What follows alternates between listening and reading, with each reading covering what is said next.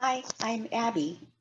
I have just graduated from the University of Waterloo class of 2021 as an older adult with a Bachelor of Arts degree under the Faculty of Health.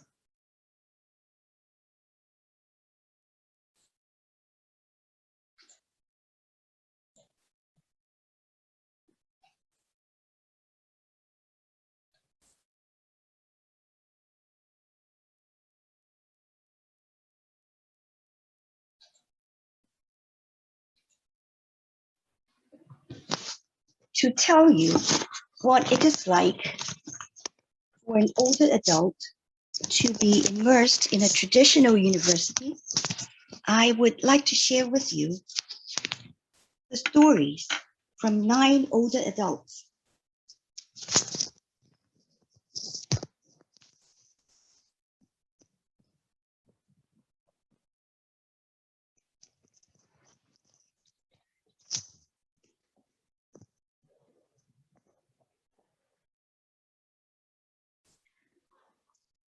This presentation is an executive summary of the thesis, Storing Experiences of Post-Secondary Education and Leisure for Older Adults.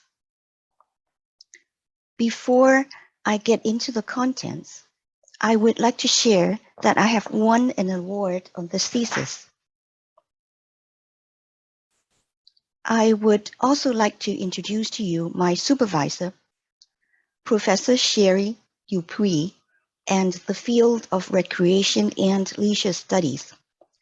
Professor Dupuy has been appointed University Research Chair, effective 2021. This title is to recognize faculty members with exceptional achievement. She is the first member of Recreation and Leisure Studies to receive such designation. Through recreation and leisure, the quality of life can be improved. I have 3 research questions. First, what motivates older adults to enroll in traditional universities? Second, what do their stories tell us about the experiences of formal lifelong learning? What are the benefits, challenges? Third, how might lifelong learning through post-secondary education constitute serious leisure? What is the significance of this study?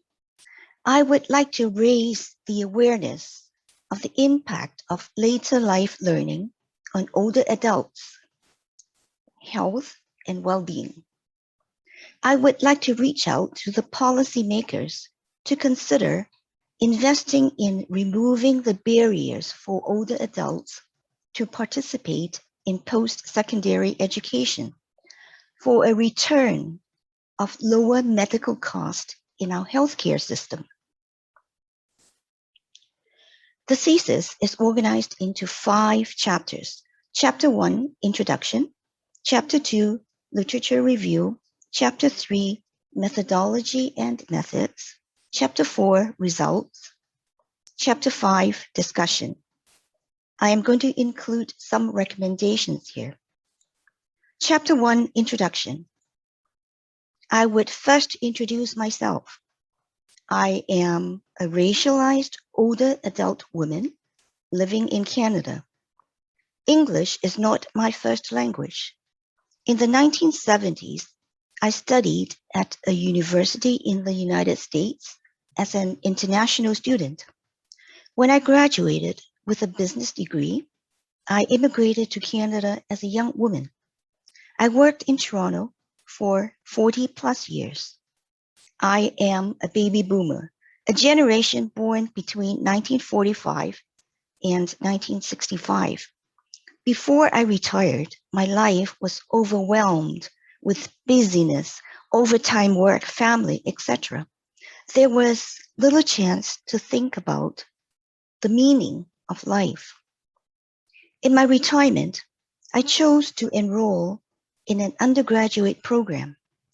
For me, it was a newfound freedom, a new awakening through learning in later life.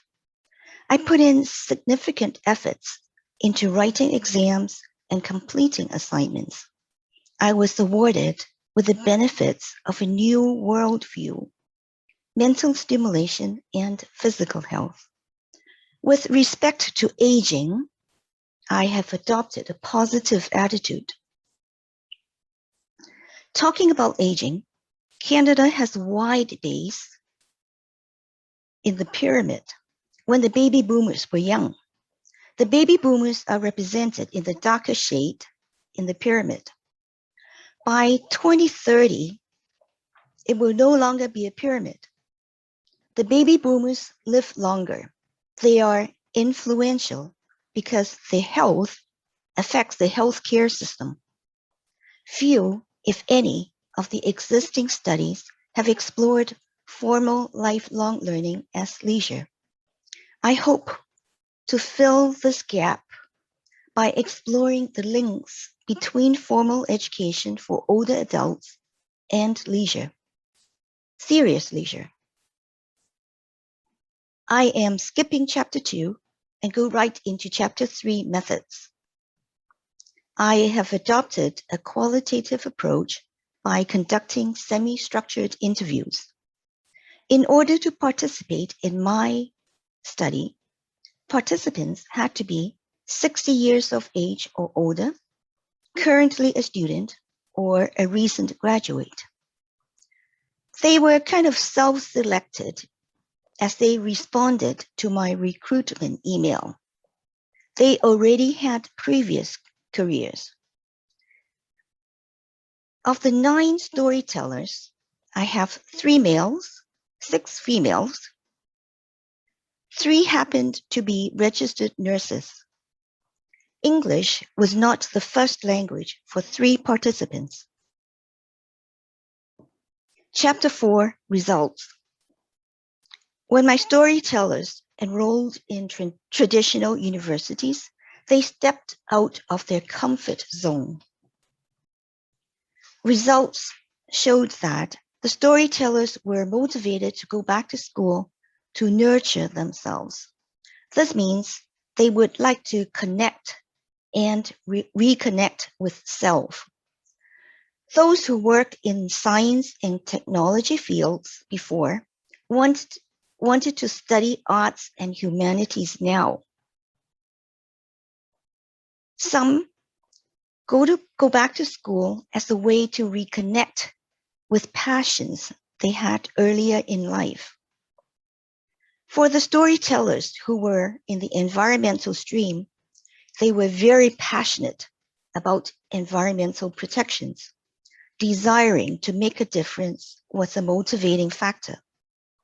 In Canada and in the US, many universities offer free or reduced tuition for older adults. It is a good incentive. However, the most important motivating factor was health, especially the prevention of dementia. Studying could be a good way to conquer depression as well. Realizing endurable benefits. Other than knowledge, one benefit was a broader worldview.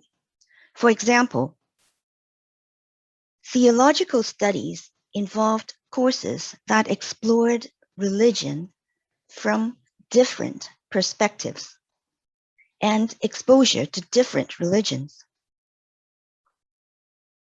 Experiencing the pains of lifelong learning. The first painful reality is feeling alone in the long journey. It is not easy to make friends with younger students. It could be a lonely experience. Another challenge for older adults is the struggle with the new technology. When English is not the first language, that could be another challenge. Some older adults had to attend to family obligations.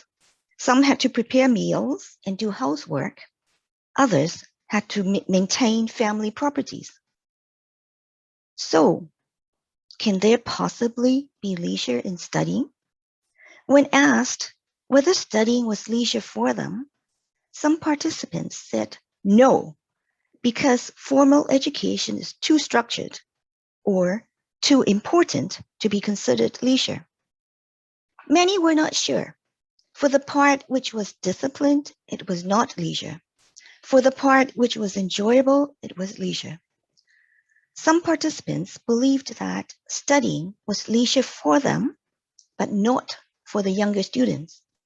One key difference was that older students do not have any obligations, no time constraints on when to graduate, no student loans. One participant described studying as an intellectual stroll as opposed to a race. Others compared studying to climbing Mount Everest intellectually. They get the stimulation and the reward for the hard work. It is a valid question on why there should be a distinction between work and leisure.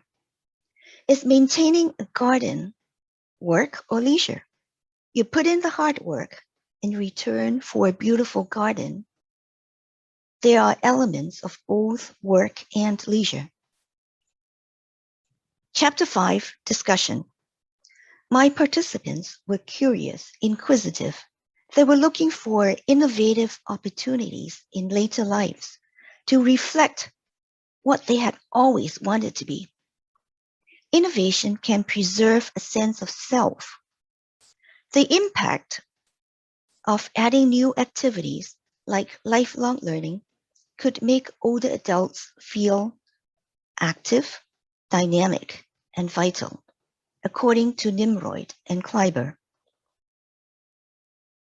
Many friends asked me and my participants why we bother to study after retirement. What do we get out of it? Why do we want to go through exams and writing term papers? It is evident in the results of my research that the flow theory may provide some of the answers. The flow theory illustrated that challenges can cause anxiety, but they can also be rewarding once they are conquered. The older adults were likely in a state of control, relaxation, or even boredom before they enrolled in traditional universities. During the first year of university, they often felt overwhelmed by academic challenges and therefore experienced anxiety. Once they were able to cope with the coursework, they were aroused and stimulated and might enjoy the flow experience. That would be a very positive psychological state. Serious leisure is a term coined by Robert Stebbins around 1973. Professor Stebbins was born in the US, but is associated with the University of Calgary. Examples of serious leisure include mountain climbing, triathlons. Climbing Mount Everest is not work. It is voluntary. It is leisure. It is difficult to do, but participants enjoy it. Gardening is another example. There are other hobbies which require a lot of efforts and skills. There are 6 qualities of serious leisure pursuit, 5 of which are reflected in the participants' behavior: perseverance, career, significant effort, endurable benefit, unique ethos. This is not applicable here. Strong identities, practical implications, recommendations, and conclusion. Serious leisure may have implications to better health. Participants in this study did not report any major health issues. This could be a result of benefits associated with lifelong learning, or it could be the case that older adults who are healthier are much more likely to participate in formal educational pursuits. Good mental health enhances physical health. I would highly recommend the government to partner with the universities to provide programs catered to the retiring baby boomers so that they can access formal education with minimum barriers. These educational programs can be combined with meaningful voluntary work. It is my expectation that an investment in educational programs for older adults would greatly reduce the cost in the health system.